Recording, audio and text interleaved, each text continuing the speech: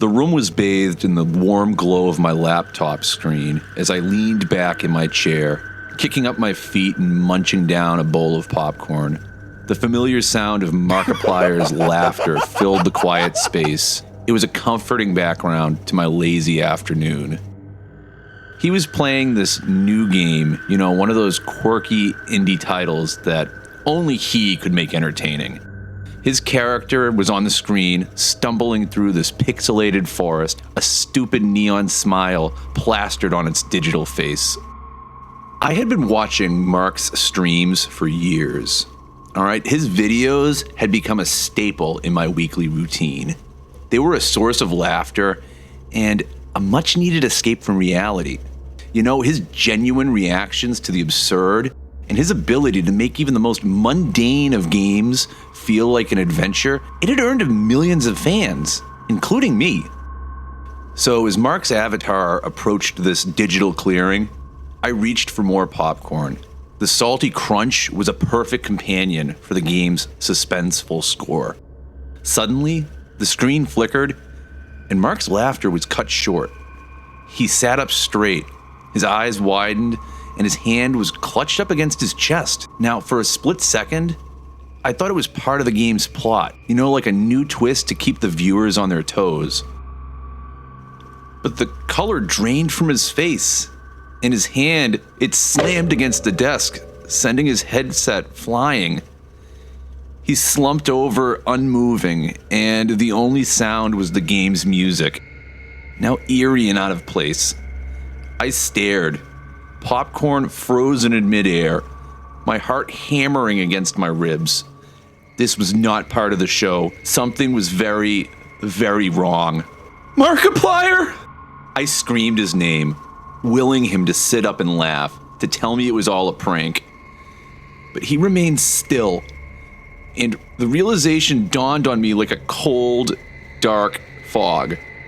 Markiplier, my favorite YouTuber, the man who had brought joy to my life for so many years, he was dead. Panic gripped me as I frantically refreshed his channel, hoping it was some glitch or a twisted joke. But the stream was over, leaving his lifeless form just staring back at me through the computer screen. The comments section, it erupted into a frenzy of shock and disbelief. Then, as if a dam had burst, news of other YouTuber deaths began to flood in. Dear God, Mr. Beast! Doc, the disrespect he just dropped all of a sudden! Cinnamon Toast Ken, no! Famous faces, one after the other, they were dropping like flies. In each video, it ended the same way. A sudden, inexplicable end. My mind raced, trying to piece together the chaos. Was it a virus? A coordinated attack? As I scoured the internet, searching for answers, the weight of the situation grew heavier. The community I had grown to cherish, the influencers who shaped my humor and my interests, they were being wiped out before my eyes. The world was changing in an instant, and there was nothing I could do but watch on in horror. The news outlets finally began to catch on, and their headlines were a mix of shock and confusion. This just in. Famous YouTubers collapse live on stream. No known cause at this time. The videos were shared across social media, and the hashtags, they grew grim. Hashtag YouTuber deaths. Hashtag what is happening. Hashtag pray for the famous. Yet, amidst the panic, there was no information and no explanation. Just a series of disturbing, unexplainable events. I felt compelled to reach out to other fans, to share our collective shock and fear. And the forums, they were alight with theories, each more outlandish than the last. Some spoke of curses, others of alien interference. Yet the most chilling thought was the one that whispered through the cracks of our digital conversations. What if it was contagious? What if just watching the videos could somehow harm us too? Has anyone heard anything from Roanoke Gaming? The next day, the streets were eerily quiet. The usual buzz of online chatter had turned into a solemn silence. The world, it had just lost a piece of itself, and everyone was trying to understand why. As I walked to the local coffee shop, I overheard snippets of conversation, all revolving around the tragedies. The barista's eyes were red and puffy, and she served me my drink with a trembling hand. She had been a fan too. I can't believe Markiplier's dead.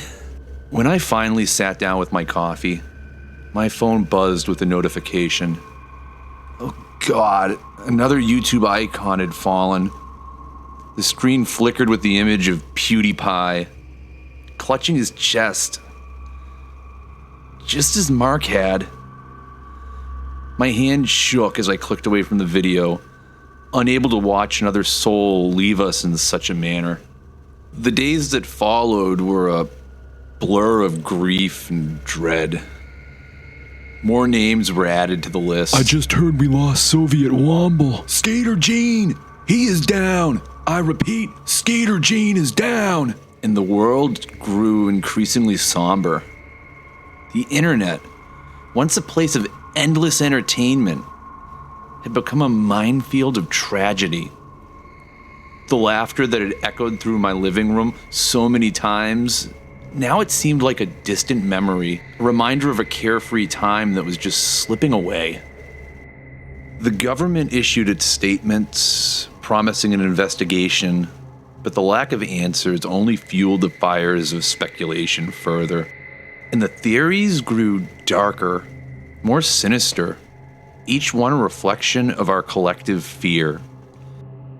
The world had become a stage for a horror show, and we were all just players in a game that we did not understand. Was anybody else watching Dream's stream? What happened? And I couldn't help but wonder if I was next. Each time I felt a twinge in my chest or a sudden dizziness, I would freeze, my heart racing. Yet, amidst the fear, there was something else. Anger. Anger that someone or something had taken away the people who had brought light to our lives. And I knew that I couldn't be the only one feeling that rage. The community, once bound by our shared love of laughter, had transformed into a beacon of hope in the face of the unknown. Someone needs to get a hold of Papa Meat and Wendigoon. They need to hide. The Creepcast must be protected at all costs. I just checked out that lore of Magnetic Eye. Looks like whatever this is didn't get him. We banded together, sharing information, comfort, and the desperate need for answers. The void left by our lost influencers was filled with a newfound sense of unity. We had to find out what was happening. Not just for them, but for all of us. An attack on Cinnamon Toast Ken, Markiplier, any of these YouTubers. That's an attack on us all. As the weeks passed, the deaths, they continued. But so did our determination. The internet, it buzzed with the energy of a million brains all working together. And slowly, patterns began to emerge. Connections that had been overlooked were found. We discovered that each YouTuber, they had played a game from the same mysterious developer. A company that had seemingly disappeared overnight. The game was called Echoes of the Lost. It was a puzzle-filled horror adventure, but it had a twist. It was designed to be played live, and the audience engagement directly affected the game's outcome. But now, it was clear that something within the game had turned deadly. A group of dedicated fans, fueled by all that loss and a burning need for justice, decided to take action. We formed an alliance, and we shared our skills and knowledge. Programmers, gamers, and conspiracy theorists, all united under one banner, and we were going to find the truth behind Echoes and stop this curse before it claimed any more lives. And so, that's how my journey began. I had gone from being that passive, popcorn-eating viewer to an active player in a game that had gone terribly wrong. And with every keystroke and whispered strategy, we were one step closer to solving the puzzle that had claimed our heroes. The fate of the digital world, and perhaps our entire world, it rested in our hands. And this ragtag group grew rapidly as the news of our alliance spread. We had people from all over the world, each bringing their unique insights and expertise to the table. We set up secure forums where we could share information without fear of prying eyes. And that game, Echoes of the Lost, it became our obsession. We studied every frame of every stream, looking for clues. The game's graphics were retro, and it featured a haunting score that seemed to follow us, even when we weren't playing. One of our members, a young coder named Lily, discovered something peculiar. The game's code contains hidden messages, and they're encrypted in a way that suggests they were never meant to be found. She worked tirelessly, cracking the code piece by piece. These messages, they speak of an ancient curse, like a digital pestilence, and I think it's been unleashed. It was clear we were dealing with something that was more than a simple glitch or malicious software. The deaths continued, and with each one, the tension, it grew. Damn it! We told Cody Co not to play the damn game! And we worked around the clock, fueled by nothing but coffee and grief. We had to find the source, a way to stop the curse before it reached us.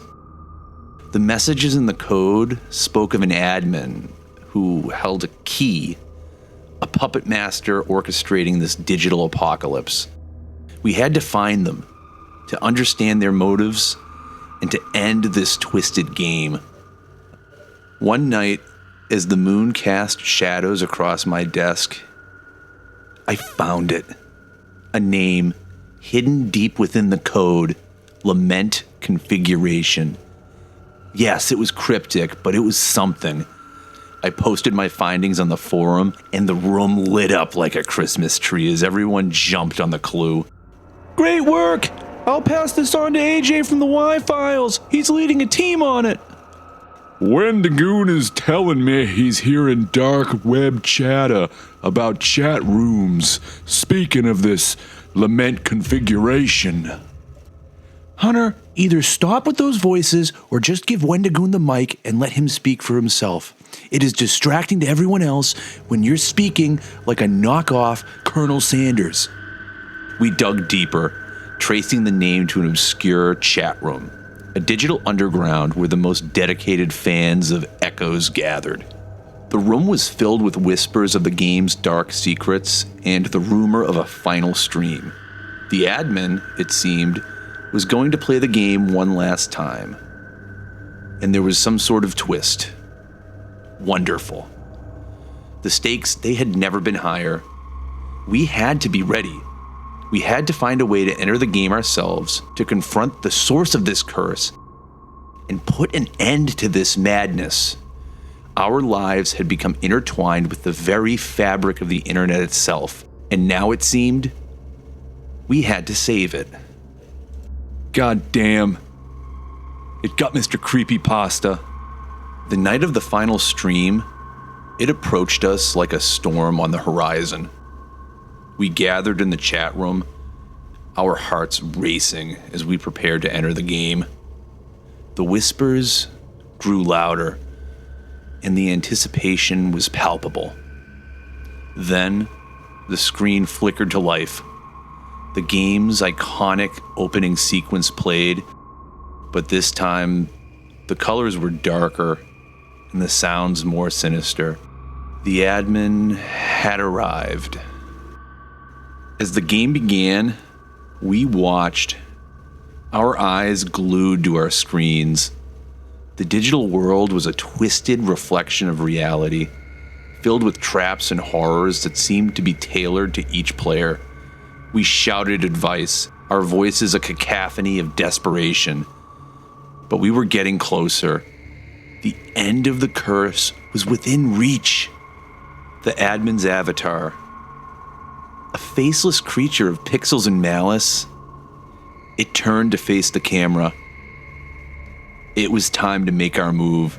It's go time, everyone. Remember the plan. Lily, we're counting on you. With shaking hands, I typed the command Lily had crafted. A digital counter curse meant to disrupt the game's lethal flow.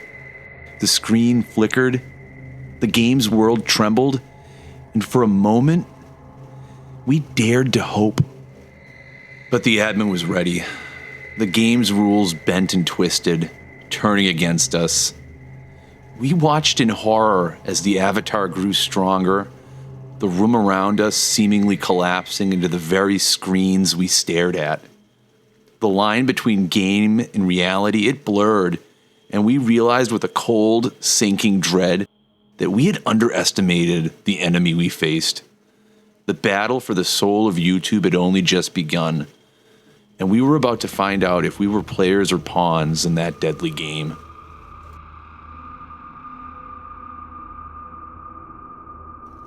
Ancient Baseball 752, what can I say? I mean, that was an amazing, amazing story. You know, when I first came across it, I told you that I had to do it. And let me tell you why. I had never come across a story that was quite like this, and I knew that it would be an absolute blast to narrate, okay? Between that initial heartbreak, the building up of that resistance, all that rage, and the climactic final battle, chef's kiss. You did an amazing, amazing job. And by the looks of it, you set it up for a sequel. Well, if there is going to be a sequel, please send it my way. Even if you don't want it to be narrated, I just really want to know how this story is going to end. Guys, please check the description of this video. Go read the original work from this author and give it some much deserved love. I had so much fun. Thank you from the bottom of my heart. Now, to my fellow YouTubers, I hope that you guys liked the video and understand that it all comes from a place of love and fun. Maybe you're a little upset that I really only spared a couple of people, namely Meat Canyon and Wendigoon. Well, let me tell you, I have a soft spot for the Creepcast, and I really want to know what's going to happen on their next video this next Sunday. So they had to survive the whole video. In all honesty, I needed a little bit of comic relief, and I couldn't think of any pair that would be better to include as characters to bring that. In any case, on the off chance that any of you guys even actually come across this video, I really hope that you liked it. Now, to my audience, if you guys liked this story, please don't be shy. Give the video a like and subscribe to my channel. I'm not going to bug you. I just want you to come along and see this showcase of amazing new authors and get a chance to read their stories. I just want to see this community grow.